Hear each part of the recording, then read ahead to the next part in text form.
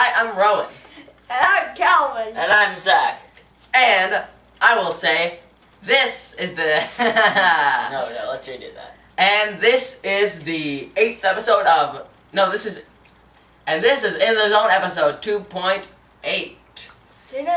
I mean, oh, whoops. No, messed it up again. And this is In the Zone episode 2.9. Today we'll be talking about the Trouble with Templeton. Yeah. You know what? We're gonna spoil the whole thing. So before you watch the thing, You should know this by now. you should watch the episode. Spoil.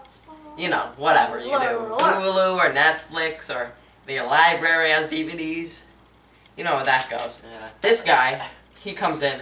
He It's opens. like a nice house, and he's like, dun, dun, dun. He opens Yeah. up his dresser. He looks There at are the lots of ties. ties. Puts one on. Here's laughing. Looks There was a lot out of the laughter in this window. episode. And he he sees sees a a woman push a man into the pool. No, oh yeah. And so this guy, Marty, comes in. We learn eventually that Templeton's an actor, and this guy, I'm guessing, is an agent.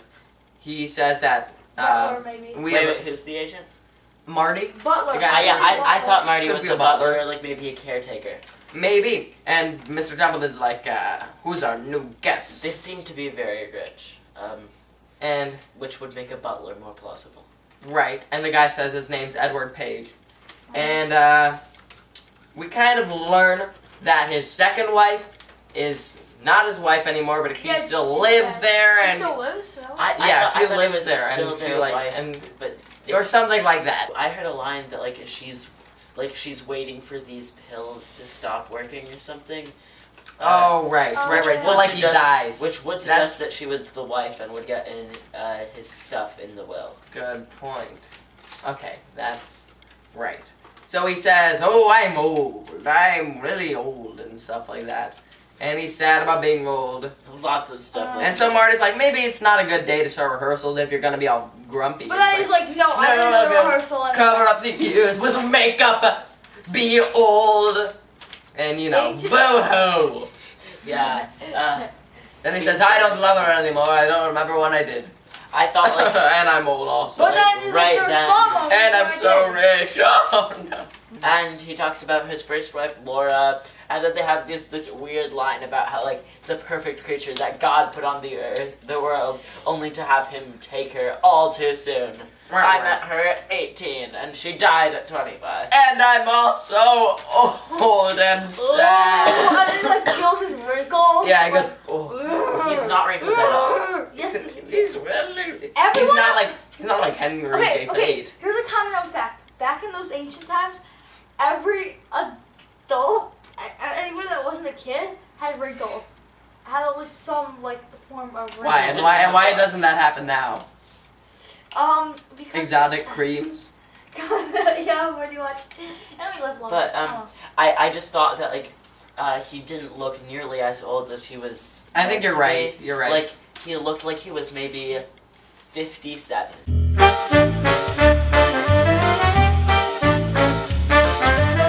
And also, I thought his acting was pretty good. Yeah, I the mean, acting- it wasn't the acting like was Zony's believable. level, but yeah, it was quite good. The acting probably is a plus in this episode, like, not doing nothing. Yeah, I think you're right. Then we get our intro. The main things we learn are his first name's Booth, and he longs for his memories and of yesterday. So the first thing about that episode, it started off very nicely, I think. That was a pretty good expository scene. Yeah. And also, right at the end of that You're scene, right. my prediction from that point, He doesn't I thought he kill was going to kill himself. Yeah. So we fade to black. So his play is called, what a great name. It's called The Angry Lovers, and it opens in 8 weeks. It seems like 8 weeks Yeah. is a little bit of a short time to rehearse a whole play. Anyway. So then Anyway. he goes into the thing, and they're like, no, he talks to some guy. Yeah, the producer, Mr. Sperry. He's like, hey, don't be so late, old Boothy. Yeah, Or else so- Arthur Willis, the director, will be mad. He's like, so wait a what minute. do I do at 12? And- Right, You're 'cause late. He said that the last director was Can. Goink.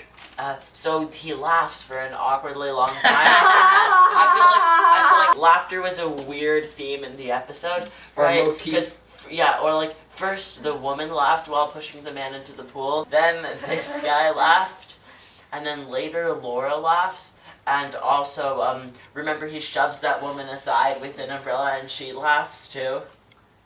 We're gonna replay that. I'm almost positive that they're like, "Hey, watch where you're going," and then he pushes them through, and then they laugh. Why did they laugh? I don't know, but I thought they laughed. Alright, anyway, so I have an idea. Since this is a laughing themed, we should put laugh tracks in this episode. What if we had a laugh contest? My wife is This is a laugh dead.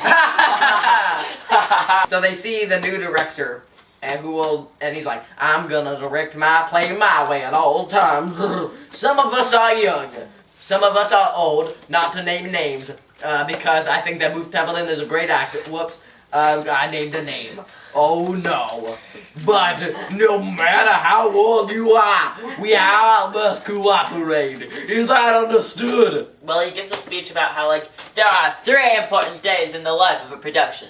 The first day of rehearsal. Take me to Opening night. And closing night. Jinx. He's like, Templeton, this is important. This is the most important day, because it's everything else It's comes after directly this. related to the other days. Exactly. So he says, "Are you gonna be right again, Booth Templeton?" He runs out, No, it's like, I need a response. And then he runs out the stage door, and then, And then there's people cheering!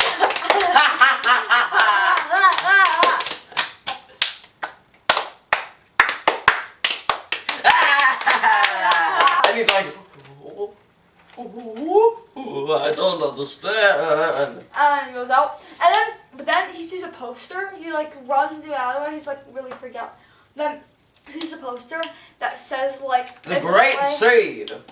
of Introducing 1927. Booth Templeton. So That was It's another- 1927's big hit. that was the weirder play title. Also, It's not weirder than the Angry Lovers. That's like Yeah. the fakest thing. That's like a name from the computer game, the movies, when they assign you like fake names for the fake movies. The Angry Lovers is totally one of them. so the one thing that I thought was a little bit less than ideal. It was a minor thing, but like no one really has a banner saying like 1927's great You're right. hit, or like And also, 2016's great hit for the that. problem is it's not very subtle. So first you see it in the background. It's like, that's cool. It's 1927. Then zoom in on 1927. He asks, "What year is it?" 1927. It's like, yeah, we get it.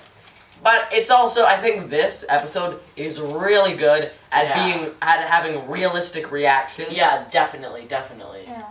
Like That's what's cool. it's like they're always like, "Booth, are you well?" I think there's definitely a better way that they could have delivered the 1927. I'm sure. And I actually have that better way in Oh. mind, and we'll get to it. So, Why don't you say it now? okay, when the guy's directed to the place and then back into the speakeasy, I thought that would have been like a good way where he realizes that it's a speakeasy and that it's during Prohibition, and then asks, Right. "What year is it?" That would have been a lot more subtle. Maybe. It's a good idea. The old man who he asks what year is it, he said, your wife's at Freddie Iachina's, and she's gonna meet you there. Fade to black. He goes and he opens like the people and he looks at someone through And he it. sees. Oh he sees, yeah, and it's like right. sort of. Yeah, one of And those he walks things. through, And he sees Freddie, and he's like, "Freddie, you're alive." Yeah. Yep, I am alive. Minor plot flaw here. Ooh. Everyone immediately recognizes him, even though they also think that he has old makeup on. Well, I think in the Yeah, show, I'm guessing in the play he plays an old person, and that's Yeah. knowledge, He goes into the speakeasy, and Speakeasy. the speakeasy, and The wife is just like chatting with some like, Laura, guy. she's like, Ha "Hi." ha ha. She's with Barney Fluger, the director and writer of The Big Seed. So I thought it was a little bit odd that Laura was with him. I thought that maybe a theme of the episode would be that like, see, he has this adulterous wife in the Right. modern day, and he Yeah, that's goes what I was back thinking. and it turns out that Laura was also adulterous. Yeah, but not really. They're just That they're wasn't a friends. thing. And so Booth is so happy. He's just so happy. And he's like, "Take off the makeup." And he goes, and this is really good. Just the whole thing about him not knowing how much time he has in this world. And he's like, "Let's go to somewhere quiet." But she just doesn't get it. And it's like, But she doesn't want to go with him because she just wants to have a good time. And he explains and she ignores him. And then he talks about, "Oh, I don't know what's going on." And she fans herself with the script. Chekhov's It's not a script. script. We don't know that yet. Yeah, well, it looks like it. It's for I don't know this what. paper. He says, something happened. This isn't makeup. I'm bald. No. I'm old, rich, and Yeah. alone.